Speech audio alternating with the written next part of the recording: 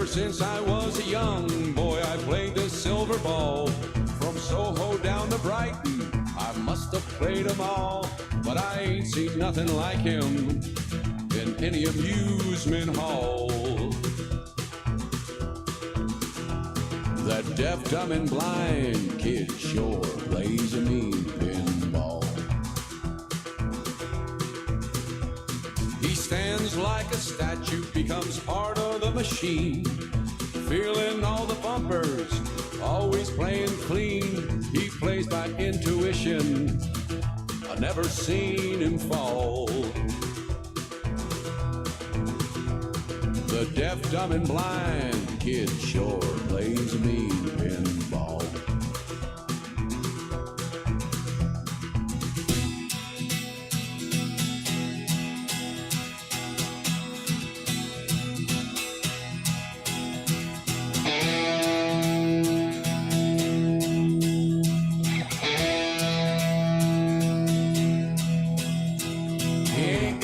Distractions, don't hear no buzzers and bells, don't see no lights a flashing. He plays by sense of smell. He always gets a replay. The digit counters fall. That deaf, dumb, and blind kid sure plays a mean pinball. He's a pinball wizard. He has to be a twist. A pinball wizard, he's got such a supple wrist. He's a pinball wizard, his score shoots even more. Welcome to the actual Stab Comedy Theater inside the virtual Stab Comedy Theater. It's time for Instant Chat. Please welcome to your screen your host, Kevin Scott Brown.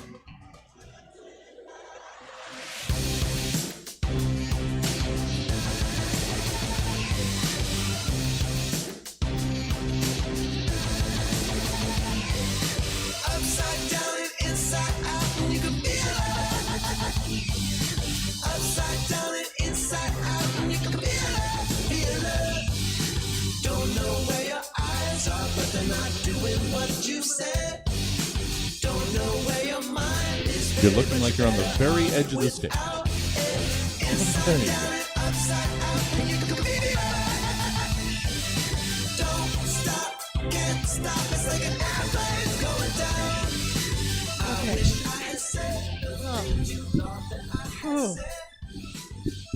I am 38. Thank you so much for tuning in to Instant Chat. I am your host, Kevin Scott Brown. This is going to be an improvised chat talk show. Move over more. Tooch. A tooch, move over. We're getting this. We're getting there. Again, my name's Kevin Scott Brown. I am the host of the show. Today's show, every show is going to have a theme. This is comedy. And today's theme is vulnerability. Perfect. Vulnerability and comedy, and basically, honestly, this show is very much me being vulnerable on stage by myself. Usually I have teammates. Usually I have an audience. Usually I'm not so scared. But today, we face our fears and we move forward.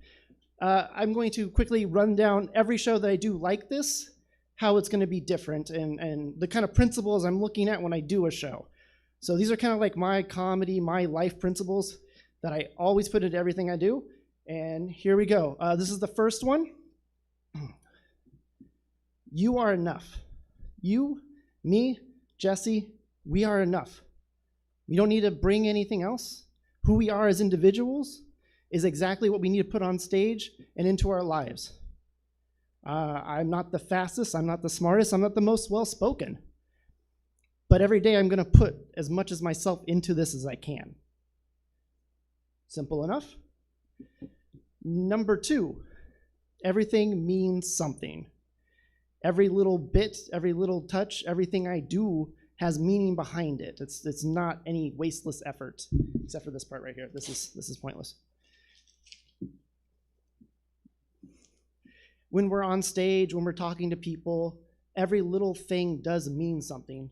And we should just treat that with respect. And number 3, the final one, there are no rules. There is no rules to this show. There's no rules to what we can and can't do. There's consequences, yes, very much consequences, but there are no rules. So this is going to be a fun first time. I have no guests planned for this one. I had a couple people dropped out. Hey, you know what? I'm me. I'm enough. Here we go. So let's talk a little bit about vulnerability. I've been doing improv for almost 20 years. 2001. People always say, like, you got to be vulnerable. You got to be vulnerable. But nobody ever talks about what that is. No one ever says, this is vulnerability. They just say you have to show it. For me, vulnerability is twofold. One as an actor and one as a performer. Also, this show is going to be also talking about the behind the curtains of improv as well as doing improvised things, so just heads up on that. As an actor, vulnerability is about cheating out, opening yourself up to the audience, and allowing them to see you, to be seen. A lot of times when people are new, they kind of scrunch up, they kind of turn away, get kind of scared. Exactly. So as an actor, we should always try to cheat out 45 degrees, blah, blah, blah. As a performer, as a character, vulnerability is allowing there to be breaks and pauses. As a character, you want to also fail as a character. That's being more vulnerable on stage. To be on a baseball team and you hit a baseball for a scene and it goes out and you hit a baseball, great. But if you turn it around and be more vulnerable on stage and you miss, I'm not good at this game. I'm not good at baseball. Vulnerability allows us to see a different side of a character. That's it. I love talking about vulnerability as improv goes. How's the chat looking, Jesse? Oh, good. We've got Nice. a couple folk hanging out in here, enjoying things. This is also an interactive show, so if you have any questions or you want to say anything, feel free to knock it out while we go through this. I love the fact my mouth is dry. That's better. Okay, enough talk about things like that. Actually, I want to share a quick story about vulnerability, something that I don't like to talk about as a way of just exposing myself a little bit. I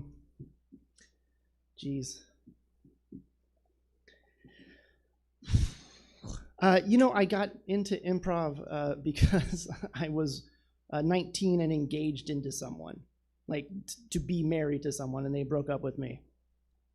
And I was in a theater group at the time and did mostly tech and didn't do anything on stage. And my friends were always like, you gotta come out and do improv and relax, forget about her. She's in Texas making bombs for the military. She doesn't care about you, which is true. So I went into a college improv thing. It was terrifying at first. It's always kind of scary. Everyone just always knows what's going on, and it's like everyone's doing something you don't understand. And then after a while, through years of practice and tons of money, here we are. Yeah. Anyways, we're going to actually go to a segment. I'm going to have different segments in the show. This one I'm kind of excited about. I don't know if you guys heard about this. You hear about this? You hear about they cast the Mario animated feature, and a lot of people were just either shocked, happy, shocked, upset that Chris Pratt was picked as Mario. Wow. So I saw that and I said, you know what? What if I could cast Legend of Zelda? If they did an animated feature, who would I pick for voices? So we're gonna run through a quick sort of list of people I would pick to be voices in a Legend of Zelda animated movie. Let me just get my notes. let's just toss up the first one, which I think is pretty good. That's gonna be Tom Hanks's Ganon. I think he would be really great playing the voice of Ganon, and it'd be a real change of character for him. You know, like, Link, yeah. Also, I'm not good at Photoshop, so I made these all myself. So if these aren't good, I don't know what to tell you. Next up is Jennifer Lawrence as Princess Zelda, which I think would be a good pick. Now, in this, I started learning how to use the magic filter in Photoshop, so I started outlining the characters better. All right, let's go on to the next one. I picked Donald Glover to be Link. These all going, Jesse? Mm-hmm. Nice. I can't see. You know, I don't think Link would have too many lines, but I think it'd be fun, like a little like, yeah, yeah, yeah. I don't know if they would let him talk much. That's the thing. I don't know what they want to do with that. Next up is a name I'm going to pronounce. Idris Elba? Eh? Mm-hmm. Yeah, Idris Elba as the owl sage that gives Link advice. I think that would be a lot of fun. This one was kind of like a tough pick, but for the great Deku Tree, I picked Bill Hader doing an impression of John Candy as the great Deku Tree. I think that would be very interesting to watch. Next up, we have Fran Dresser as Navi. Hey, listen, like that. I don't do impressions either. This is the best I do. Lastly, we have Woody Harrelson as Epona. I shouldn't have Photoshop to make these nightmare creatures. I really shouldn't. It's terrifying. Excellent. Good. Whew. It is hot up here. And now, actually, what we're going to do is take a second to get up my stuff.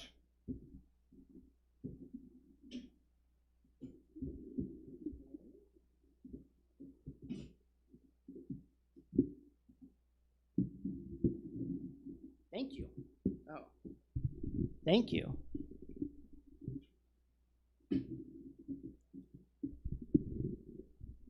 So, how's that? Mm-hmm. Good. I don't look awkward, do I? Well, it's probably better to have the mic around the table? Yeah. Okay.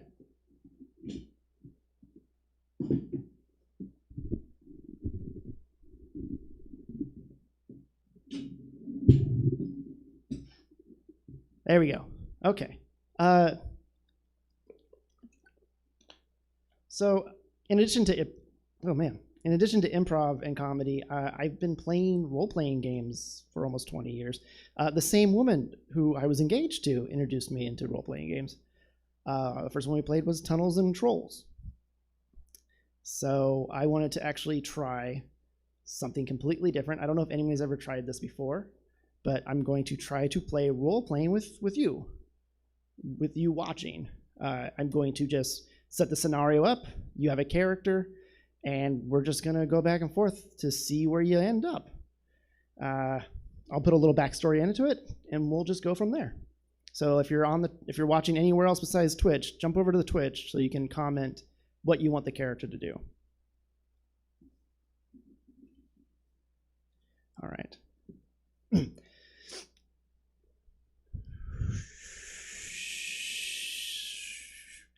A soft blowing breeze carries along the grasslands as you shut the door to your house to head out.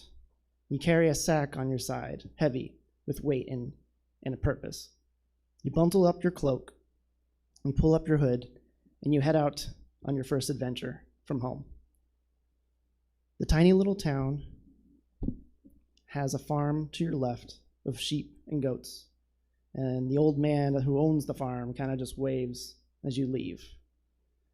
Walking along the dirt trail, you see a path, left or right. Which path do you choose? All right. Well, got to factor in the delay. Yeah. And we'll see. This is the test. All right. First one is left. Left. You head left out of the town. The cool breeze air kind of blows underneath. You see in front of you a caravan full of performers, sword swallowers, jugglers, clowns, and other sorts. One of them kind of waves at you as you walk by. Do you stop or do you keep walking?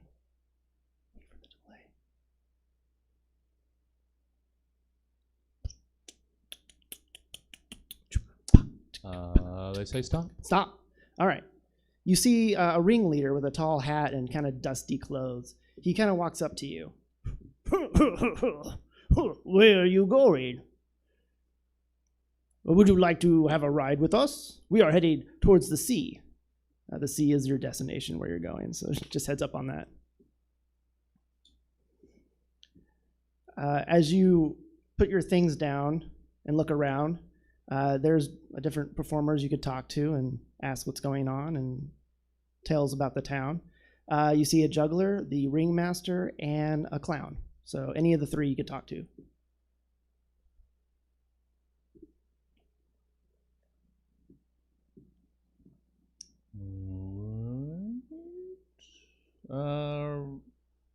I want to give it a second. Sure.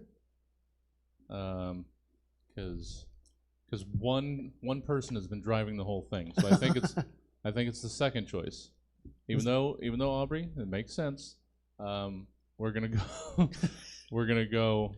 She's guided us the first two steps. We're gonna go with another chatter that says clown. The clown. All right. The clown is kind of slumped up against the side of the cart, kind of like wiping away some tears.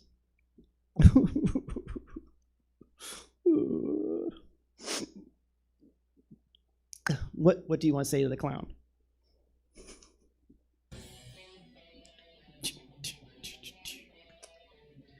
That's a good choice. Music is a good choice. Something under there. Yeah, thank you. This isn't quite the soundtrack, but I love it. Next time we'll have something more appropriate. Oh, definitely. Let's see. All right. Chopping onions. Chopping onions. I'm gonna roll on your charisma to see what that does. He kind of chuckles to himself and wipes a tear away. I lost my axe up in that tree. He points up to a tree where an axe has been lodged up into the taller part of the tree. It's for my act.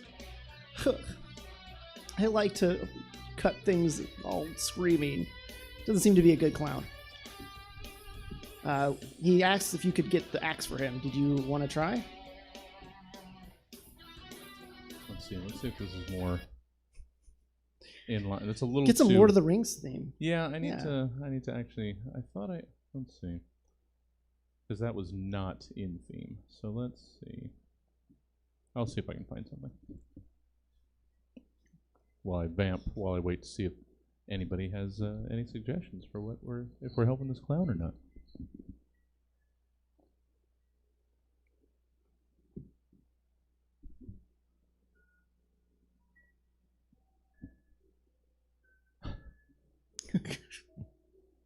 They seem to be very torn. Torn? Okay, well. He was juggling and tossing an axe up into a tree. Do you want to get it or not? It looks like there's agreement that they're scared that the clown will kill him with the axe if they help. That's fair. So That's extremely fair. They're saying they would move on. Okay, we can move on. I'll take move on. That's fine. We'll leave him. We'll head over to the ringmaster, who's kind of dusting his top half and fixing his coins. So what do you do? What do you do for a living? Just so you know, you are an half-elf wizard at level 4. Huh. Well, got anything valuable on you? He says with a inquiring look. What do you say?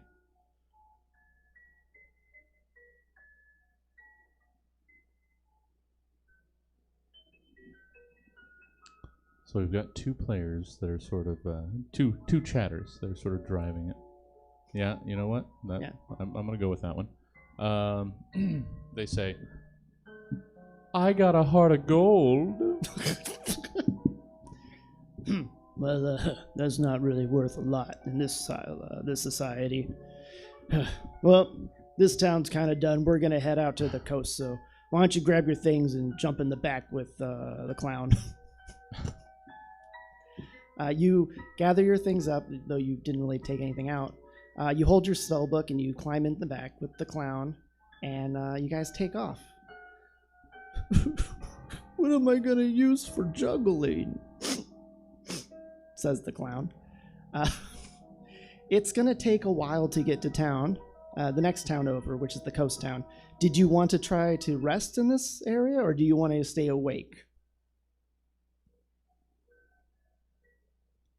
I mean, given these folks' wariness of the clown, I can't imagine they're going to want to sleep in the I in the wagon with him. I'm giving them the choice. Always give people a choice. Yeah, exactly. Yeah. They say stay awake. Stay awake like There's hell. a killer clown next to me. Killer clown so, next to yeah. you. Right. The clown is sort of searching and looking for things to juggle. He picks up an apple. He points to your short sword and wants to know if he could use that. But I'm going to assume that's a no-go. Probably safe. Yeah. He picks up a banana and starts juggling hypnotically in front of you. You get kind of sleepy from the juggling. So you can stay on the cart. You're pretty close to town, and you think if you can jump out now, you might be able to get away from the circus and then killer clown. Or you can stay in the cart and see if you get hypnotized by the clown.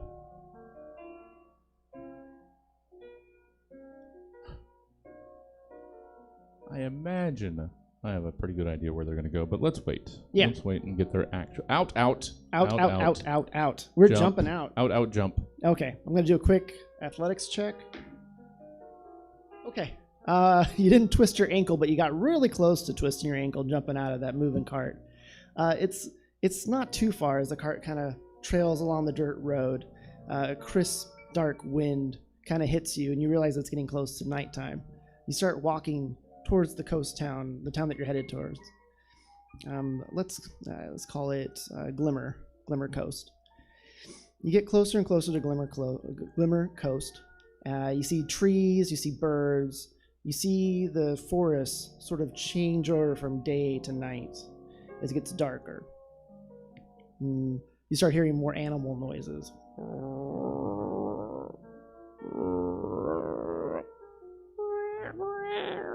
Cats, I don't know. Dark forest animal, nighttime forest animals. Do you stay on the path and keep going? You're about an hour away from town, or do you pull off to make a campfire?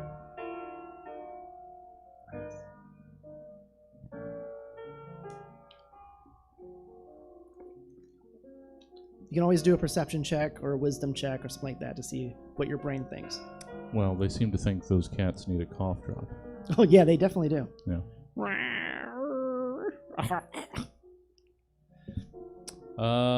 We've got a perception check. Okay. Ask.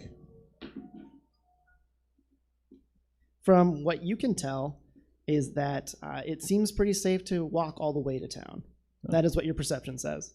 So we're going to continue down. Oh, excellent. Perfect. That's a lot louder than the last track.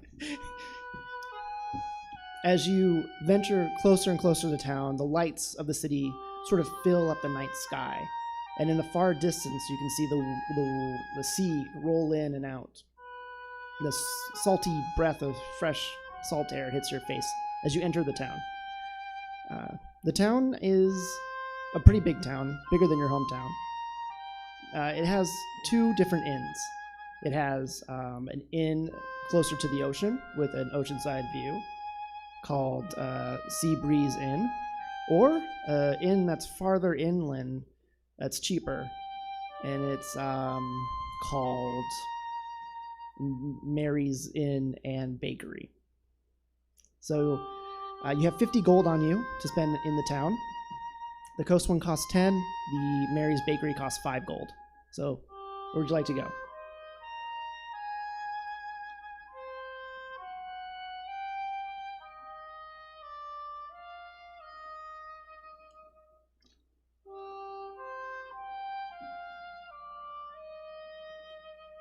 Yeah, you can, if you'd like, for next time.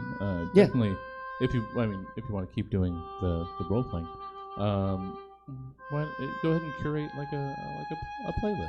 Because I think Yes. a little bit of music in the background is good. Yeah, rather than I didn't silently think waiting about for it. people's guesses. I didn't think about it, Jesse. That's all right.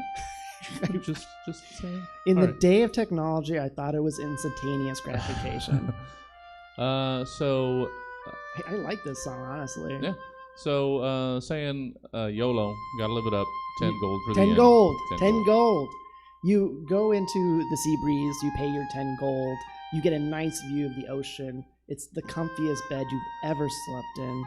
There's just this sort of relaxing feel that just pulls away your stress from today's adventures. You lay down, you go to sleep. You wake up the next day, you head downstairs, and in front of you is an orc, half orc, cleaning a dish, the barkeep, and a gentleman in the corner of the bar wearing all black, kind of tossing a knife back and forth between his fingers. Who do you want to talk to? Or did you just want to get the heck out of there?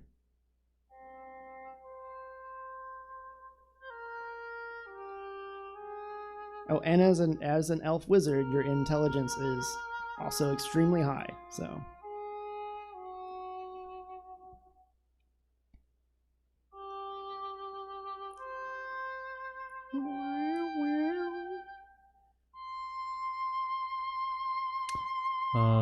Perception check on their vibes. Check on their vibes. We'll do that.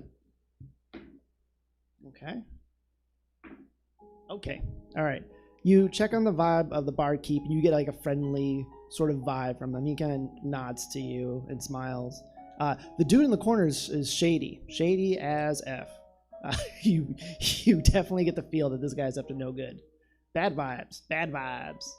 I will take it, maybe go to the barkeep first.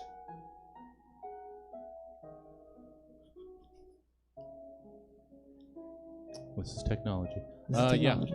Yeah, barkeep first. Barkeep first. Excellent. The barkeep is a half orc, half human, half orc, wearing a tattered tunic with like little strings on the top to kind of hold back his muscular chest. Very gentle soul, though. What do you think of a good voice? Well, what could I do for you?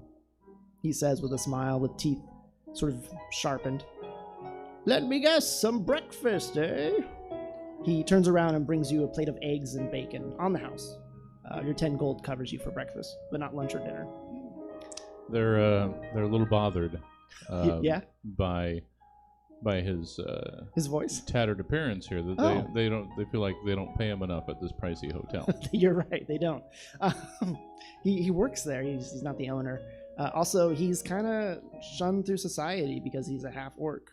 They really don't make clothes for him. He's kind of have to patch what he can together.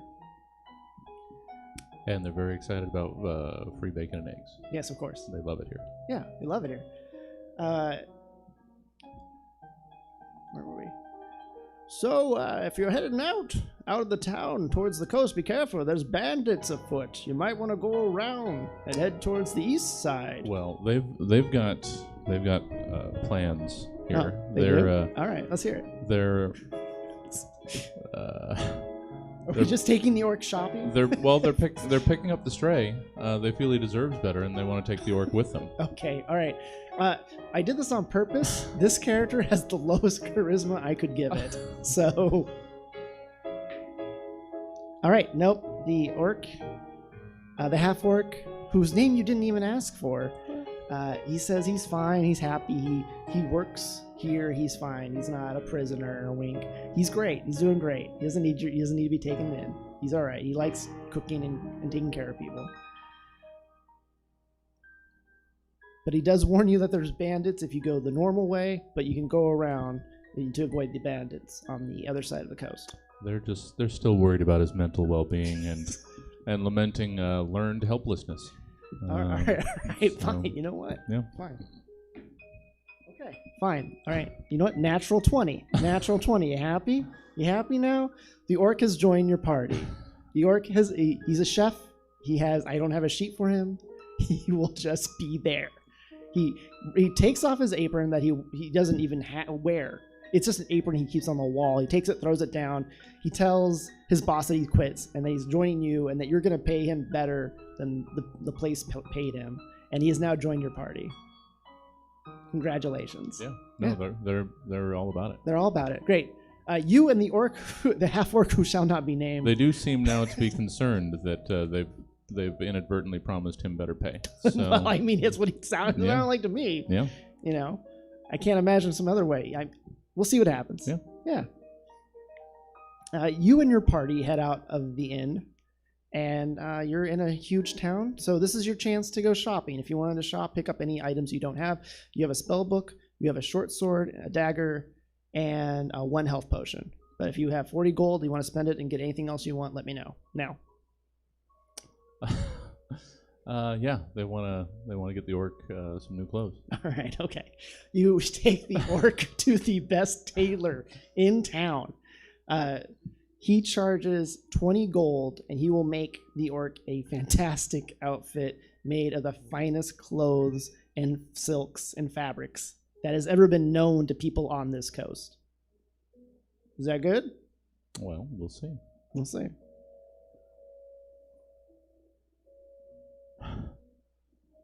I mean, so far the response is wow, awesome. So it doesn't seem like they're objecting to spending what would have been, 40% of their starting gold on a new friend's finest garb. That's fine. They want the styling orc. They want orc to be styling. So YOLO lived it up. 10 gold out the goal. Just kicked out. 20 gold now gone. Yeah. The orc, the half orc. Let's give him a name finally. Let's just call him James. James steps out. He's a big guy. He's 6'1", muscular, and the suit fits him like a glove. It's perfect. It's beautiful. I'm just gonna roll to see how you feel. Okay. That's a natural. It's a natural 1. The orc comes out and he flexes just a little bit and it starts to rip again. And the tailor has to fix it up, and he keeps ripping it, and it's like he keeps growing almost. So the suit will be fine. It's gonna be a little holes here and there once in a while, but the tailor gives you a tailor's kit to kind of fix it along the way. But he is dressed better than you are. He's wearing a 3-piece suit. He I don't know what else tailors do. Shoes? He's got shoes now? Shoes that fit? You can take him to a haberdashery, get him a hat. There's a sunglasses store next door, a sunglasses hut, if you guys want to get some sunglasses for the orc. I mean, they're about boots. They're about boots. They're about boots. So we'll just go down to the armory and get boots? We're just going to go to the armory. Yeah. Yeah. All right, you go to the armory, and the wide selection of boots. Boots are 1 gold. 1 gold for a pair of boots. If you want nice boots, it's 5 gold. So, well, given the track record of this chap, we'll see. We'll see. All right, okay. They might have started to realize that they've already spent 60% of their their pocket money. So it looks like 1 gold boots. 1 gold boots for 2 people or 1 person? I mean, they say boots all around. So boots it looks all like, around. Looks like a couple pairs of 1 gold boots. I'm gonna see how that goes with the crowd. That's another natural 20. So boots all around is a terrible phrase to yell in a crowded marketplace as the people in the store start grabbing boots for themselves. And at the end of this, it costs 7 gold to pay for the boots of both you, your friend, and the other 5 people in the store. Boots all around. Yeah, no, that's what happens. That's what happens. I mean, she said they meant I meant in our party, but no, you shout boots all around. All around. Then people are gonna grab boots. So there you go. I have to keep track of your gold at this point. So 13 gold. We got 13 left. 13 gold. All right. Okay. So you and your party are completely dressed now. Anything else you want to shop for with your 13 gold, or are we heading out to do the rest of the adventure? Well, they do feel yeah, probably either when they come back into town, or maybe going forward here, that all those people do owe them favors. Okay, fine. So Fine. I will give you the opportunity. Do you want to track down each person who bought boots from you, or would you like to keep going? Well, they started with health potion was the next thing, but we'll see if they want to. Do you want to go on a vendetta killing spree on the people that took boots for one? They weren't talking vendetta. They were saying these people owe them. Okay, They just bought them all boots. All right, okay. So they want to write their names in a little black book, sure. And then they'll continue on. Yeah, we'll definitely write their names down in a book for later. Excellent. We could definitely go to the potion shop to get a health potion. Yeah, that was all that was on the agenda. You and James, your half-orc friend, head to the health potion store or the potion store. There's bottles and beakers and wooden shelves all around. This place is called Mean Magic Girls, and and at the front of the counter is a like old white hair woman with long fingernails and no teeth. And just rings everywhere. Ooh, how can I help you today? Oh yeah, her clothes are tattered too. Just heads up.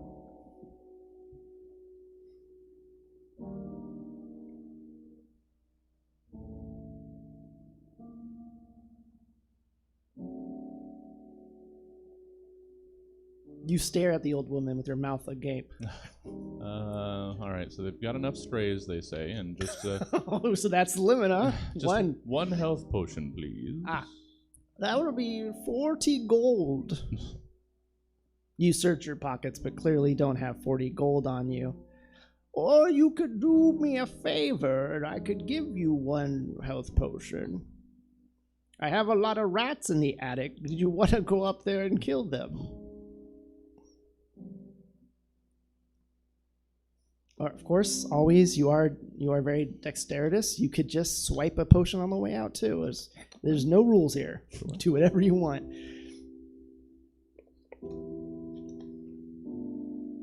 All right. I like to imagine someone's watching this and being like, "Swipe that potion." Let's see. Let's see if they can come to a consensus here. One's got humane trap and release, and and the other is gonna sick Jimbo. Jimbo upstairs. It's Jimbo rat killing time. So seems like rat burgers good with a cleaver. There's a cook. So I think they're leaning towards sending Jim. Sicking James. James upstairs. Yeah. All right, okay, that's fine. We'll send James. I'm gonna imagine you're shorter than 6 feet.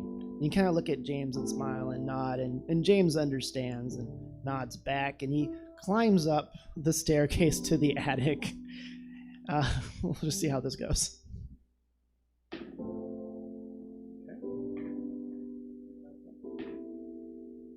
All right. There's a lot of screaming and noises coming from the attic.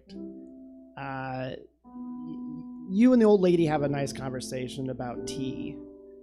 And in about 15 minutes, James comes back down, covered in blood over his suit, and kind of plops a couple of rat heads on the table and sits down and starts breathing heavily. I could really go for a health potion right now. The old woman gives you a health potion and kind of nods and says, "Thank you."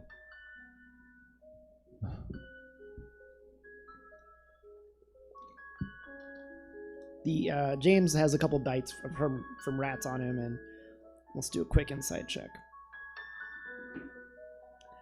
James seems fine.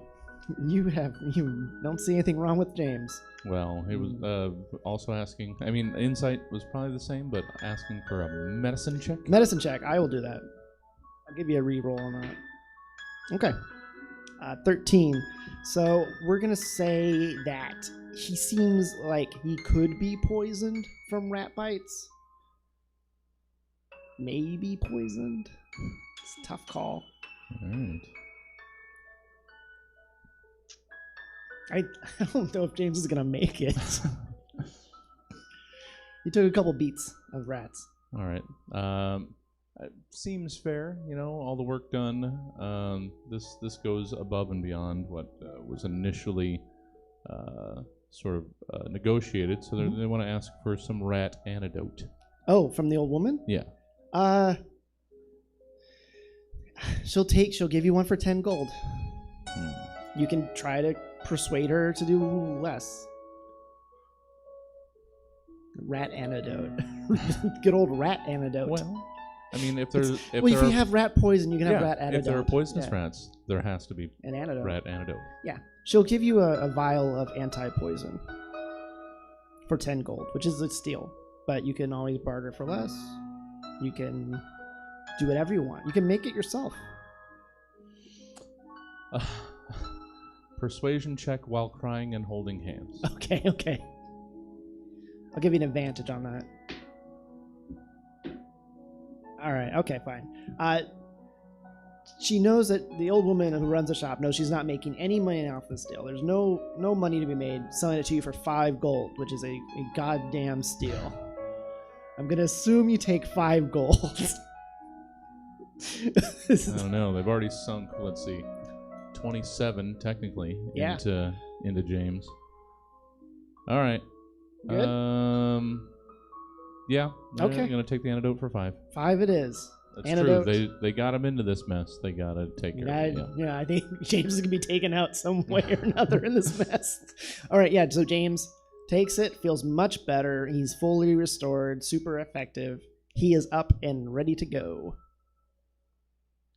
Let's just do a quick inventory check on yourself. Like you said, spell book. You have short sword, daggers, cloak, and some lockpicks, thieving, clothing, stuff like that.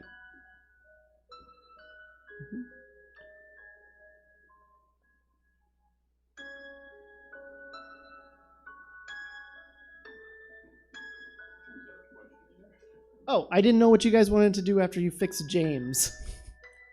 Did you want to head out, or did you want to get more things with your down to 8? 8 gold.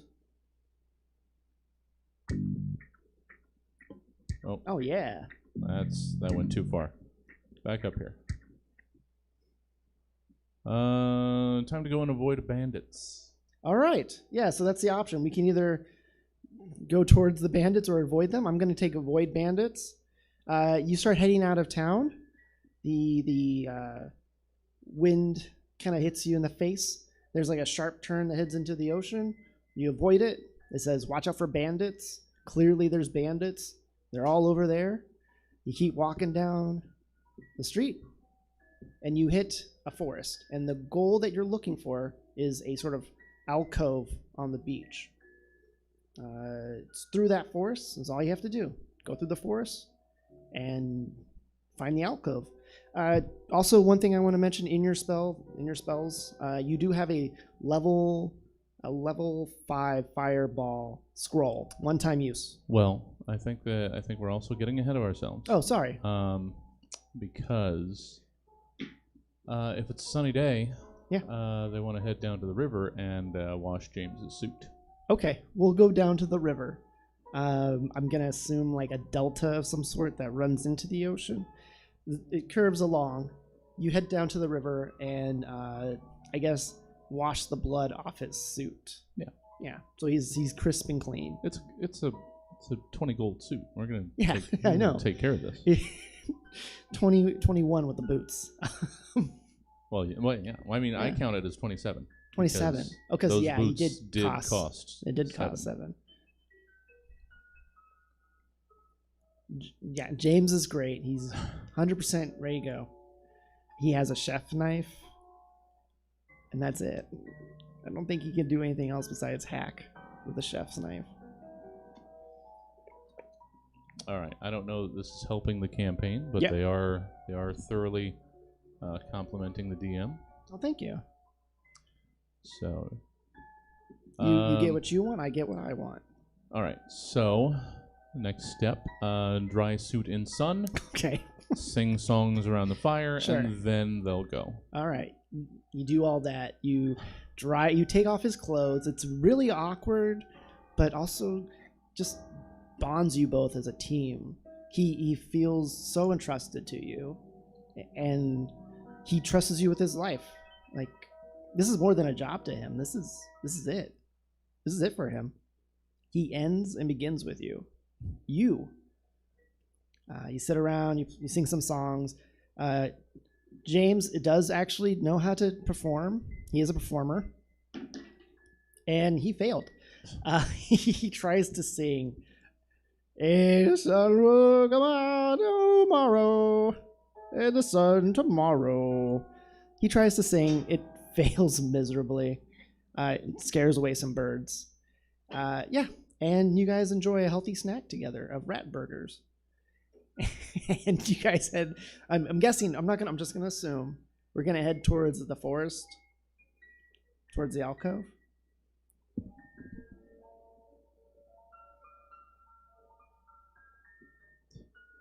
They still love James. Yeah, James is great. They were still down with the song.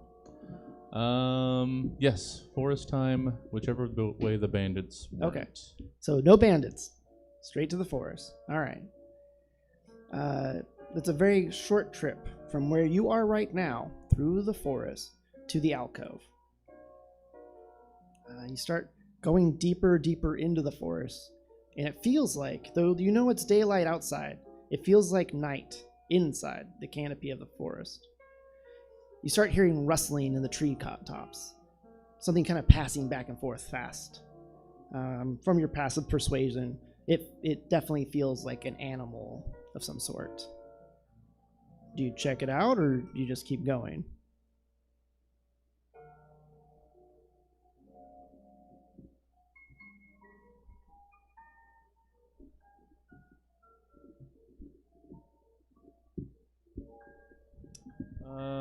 Yeah. Perception check. Perception check. It is. You're not sure what kind of animal it is, but it's large and it can fly. If only there was something in the title of this game so that you would know what kind of animal it is. All right. Just making sure. Oh, yeah. Okay. So one of them has come to the realization that it's a dragon. One of them has come to the realization that it's a dungeon. Yeah, it's a dungeon. And they're joining hands and running. Wait, running which way? I would assume that. I need to know which way you're running. If you're running towards the alcove or out of the forest. Either way. All right, I have to. You have to judge it. Okay. So we've got. Okay. So here's the thought process that's going on. So it was away from the dragon. Okay. Towards the alcove. Okay. What if the alcove is dragon's lair? Okay. Good point. What is the alcove? Okay, an alcove. Is the alcove man-made? It's not man-made. Okay, all right. It's not man-made. An alcove, it's sort of a hole in a cliff that the sea kind of rests in. So I could draw you a picture real quick. Imagine a cliff and then like a little bit of land that connects to the ocean, and there's a hole in that, and the water kind of comes in and out of it. So no animal could live in it. Well, okay, you say that, but they say it sounds pretty Larry. It's not a layer. It's like, sounds suspicious. All right, it is suspicious, but it's not a layer. Do you want to do how about this? You want to do a knowledge check on the alcove? All right, let's see. Give you that option. Half elves are known for recall knowledge. I'm waiting for that information to get to them, but they both say towards alcove before. Okay. But say now it's gotten to them, so knowledge check. Knowledge check. Okay. So this alcove is special to you and your family because it's the place where your parents met, and it's sort of a magical area in your family's lineage of a person of your age to go to that alcove and sort of reflect on life. to figure out what you want to do in life. So that's what that alcove is. It's not a lair. But there is something getting closer and closer as you stand there holding the hands of your half-orc friend, James. They say, romantic alcove, sounds safe to run there. Let's go reflect. All right. You look at James and you nod and you both decide to run. Both of you aren't the most athletic, so I'm just going to check to see how you do. All right, you're fine. Okay. And James trips on his feet and falls flat face on the ground. He's not trained. You turn and see James outstretched on the dirt road, and behind him is a silhouette of a small blue dragon slithering through the trail, its head getting closer and closer to his feet. I'm going to roll initiative for everybody, and I'll let you know who goes first. Okay. You get to go first. Your first move. The dragon is sort of crouched down. It's probably only about 7 to 8 feet long.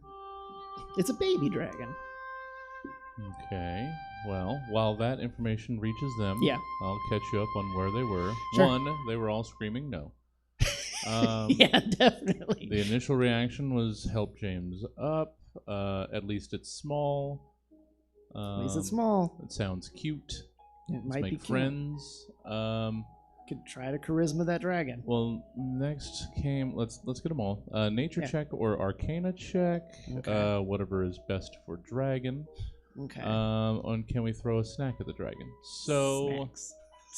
Snacks. a Yeah. nature or Arcana, I'm whichever is better for dragon check. Sure. I'm gonna do a nature check.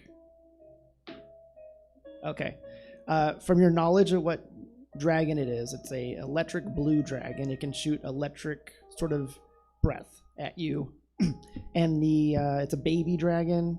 It's also not really good at consciousness. It doesn't really know yet how to talk to other creatures. Some dragons do, some dragons don't. This one is a baby. It's still learning. Imagine it like a baby rattlesnake. It doesn't really understand yet its full potential, and it's kind of without its mom right now, so it doesn't have anybody to kind of keep it away from danger or excitement. And it looks hungry. Well, I'm waiting for that to get to them. They were talking about snack attack earlier. Snack attack. So, they of course do want to tell the dragon that it is enough. It is enough. You are enough, You dragon. are enough, dragon. Okay. Okay, consensus seems to have been reached. Yep. Give it rat burgers. Give it rat burgers. Here we go. God, I don't even know what to do on that as far as like an action. Let's just say it's going to be a physical to throw and a charisma to see if it eats it. All right, so it's give it rat burgers, then skedaddle because mama dragon. So run while it's eating is the plan. Oh, you lucky sons of the guns. You succeeded the throw to toss the meat right at the dragon's mouth, and you actually rolled a natural 20 to make the dragon understand the concept of you feeding it. And I'm going to let it miss 2 turns because it's eating the burgers. During the 2 turns missed, the dragon's eating the burgers. James gets up, joins you, and looks at you and asks you, what do you want to do? Should we fight it? I could try to chop its head off. Pulls out his cleaver. That's it. I'll do some dragon noises while we're waiting.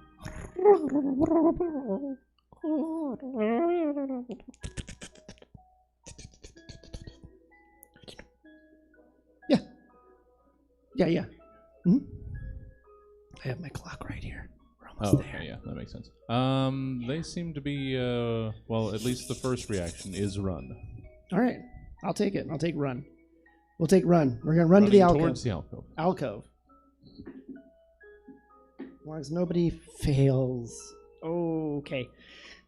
James's leg snaps in half as he's running through the forest with you as it gets caught between 2 logs. We're getting close to the end here. You gotta make a decision. Are you gonna drag James with you to the alcove? Or are you gonna let him be a dragon snack? I mean, you dressed him up pretty nice. Yeah, it's on you. He says you drew a natural 20, and then you drew a 1 on the next one. That happens. I got all these dice for damage. I don't need them. Well, let me wait until that gets to... yeah, so the question is, will the health potion heal a snapped leg? It will, but you'll be stuck there. Here's what we'll do. You feed him the health potion. It gives him enough energy to hobble along so you're not using all your strength to carry him. You both make it out of the forest. The dragon flies off, trying to find its mom. And there it is. Your father described it to you many times, but this time to you personally, it's the most beautiful thing you've ever seen. You and James walk towards the alcove in low tie. You undo the bag on your belt, and you spread your mother's ashes into that area. And you sit. You reflect. Anything you like to do before we end, player?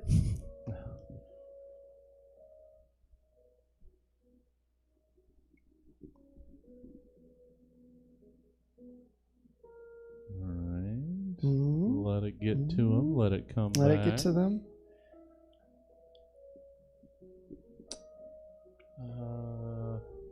All right. So it's say some words about Mama. Oh, of course. Of course, we'll just let the dice decide how charisma. Kiss fingers and hold them over the ocean. You give a wonderful soliloquy about your mother, how growing up you only knew her as a mom, and as you got older you understood her as a person. And you got to understand that there's multiple levels of her, and you loved every single one of it as much as she loved you. And that this is not the end of a life, but the beginning of an adventure. There you go.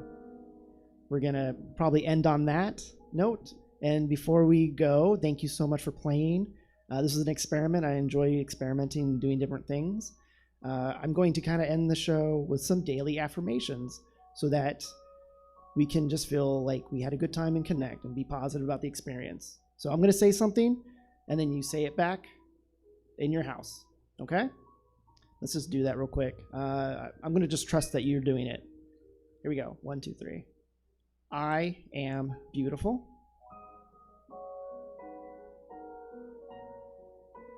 I love being me. Great. Awesome. All right, my name is Kevin Scott Brown. Join us next time for another wonderful instant chat show. We're going to be buying some unclaimed mail and opening it and seeing what we get. That will be fun. Right, Jesse? Sure. Yeah. Jesse, what else do we have going on tonight? Well, we've got one more show tonight. Ooh. 2 down, 1 to go. Nice. It's the debut of Mxfits, Ooh. short form improv. That's going to be live in person here, so you guys have 2 hours to get here if you want to. That's 8 o'clock. Yeah. That'll be what's coming up next. Ample Thank you. parking. Thank you, Kevin. Thank you. Yeah. Thank you, everybody. Thank you for coming in and watching. Let's see. Should I? Do I want to do? Are we going to do? Oh wait. How can I get back to it? There it is. Some of that to get us out. Alrighty. And that has been Instant Chat, everybody. Thanks for joining us. Come back in a couple hours or join us here in person for... Hold on. We were on the goodbye, but you're dancing, so I have to come back. So there we are. Oh, well, now we're going again. No, here it is. More dance. There it is. So come back in a couple hours for the debut of Mxfits short form improv. And let's see where we can send you. Is there something going on? Oh, it's the top of the hour. It's always dangerous trying to raid somebody. But there's a lot of stuff going on. So where should we try? You know what? I don't know if we've ever been able to, because I don't know if we've had shows on at this time of day. Let's see. I'm going to check real quick to see if they're still active and not just shutting down. It looks like they should be. Yeah. Let's send you guys over to Improv NYC. Probably the first time we've been able to do this. Send you guys clear across the country to check some New York style improv. It's all extra big and floppy. Greasy. It's really, you got to use it. Yeah. All right, so hold on, guys. Try and get you guys over to Improv NYC. And then see you back here, hopefully, in about 2 hours for Mxfits. Hold on for the raid. See you in a bit. Looks like it's time to decide. Are you here? Are you now? Is this it? All of those selves that you tried, wasn't one of them good enough? 'Cause you're upside down and inside out, and you can feel it. Inside down and upside out, and you can feel it.